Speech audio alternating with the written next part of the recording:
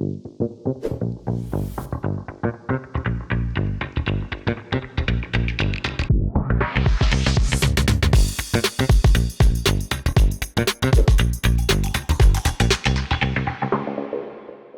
name's Vinny, Lawrenson-Woods. I'm Chief Innovation Officer at Prezzee. I've been here about 3 years, and my role covers engineering and also innovation across the organization. So that's me. What's the one piece of career advice you wish someone had given you when you were starting out? Yeah, I was thinking about this, and I think it's imposter syndrome. I think one is it's real, and I think really I've come to understand that it can actually be a good thing as long as it's not debilitating. And I think I've felt that right through my career, where whatever new role or new area that you go into, there's always that fear that you're not quite up to it. And I find as well, I've always had this, and I still can't shift it to this day. There's some like secret sauce around the corner that you're just not sure of, that someone knows the answers that you don't. And it never appears there, but it's interesting, it always hangs around. But I guess interestingly with my career, I've had the opportunity to actually live through this kind of starting again. So it's like approaching it like my first job all over. So with my background in engineering and in leadership, I was doing that up till about 2007. And I actually left technology altogether. So I was running like an arts charity, completely different space, creative industries.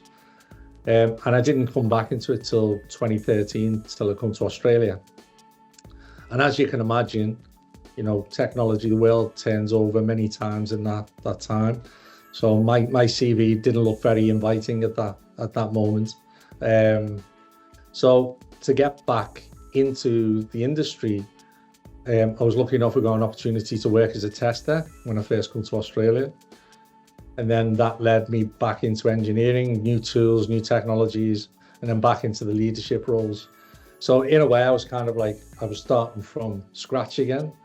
So I could take maybe some of the learnings I'd had on that journey. And I think one of them, even though I'd started again and I'd been through it, that imposter syndrome was still there.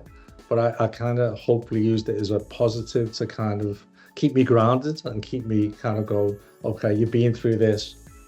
It means it's just about learning. It's about understanding your space, not taking things for granted, but it can actually drive you in the right direction. And I know some people have it to a debilitating point, and I'd never say that's not real. I'd say, but luckily enough, it kind of worked for me to kind of drive me in the right way. Moving on to question 2, which is, can you share a pivotal moment in your career journey that made a significant impact? I've probably got 2, but they are related.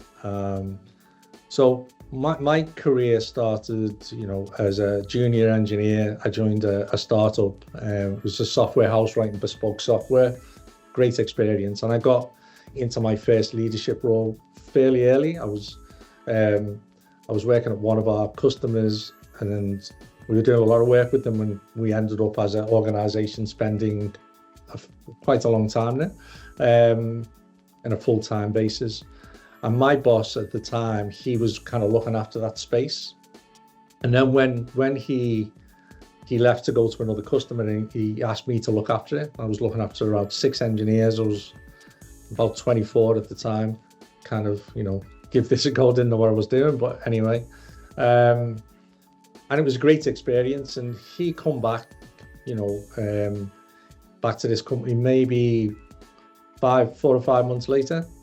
And so as soon as he arrived, I was just expecting to kind of go, oh, he's back, step backwards, he takes over again. And he did an amazing thing that really stuck to me to this day. And it was just as simple as he came up to me and went, what do you want me to work on? And it was very much like he put me in this position, but he'd respected that, and he wasn't there to come and take it away. And it was like, at that moment, it was like, wow, oh, this is huge. And it really stuck with me, someone having that trust. And I think that really started driving me towards, is this what I want to do as a career, that more that leadership role? because I did enjoy having the influence and some of the other pieces and the people leadership side of it. But interestingly, after I left that company, I went to work in the US, and my first manager there was very different character altogether. He was probably one of the worst managers I've ever worked with. And, very, very different. Very much a micromanager.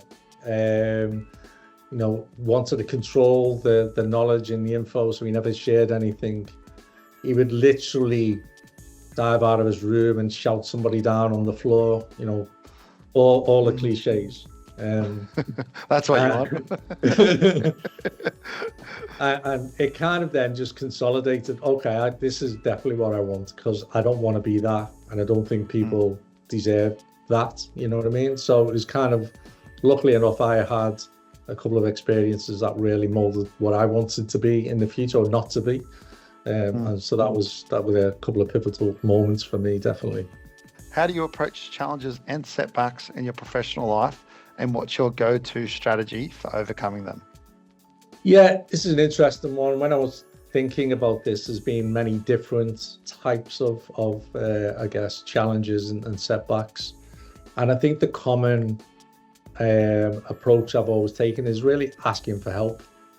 I've had, actually coming to Australia from the UK, I'd kind of relied on visas to stay and work around. I had early on a very scary moment where I felt like that was going to happen.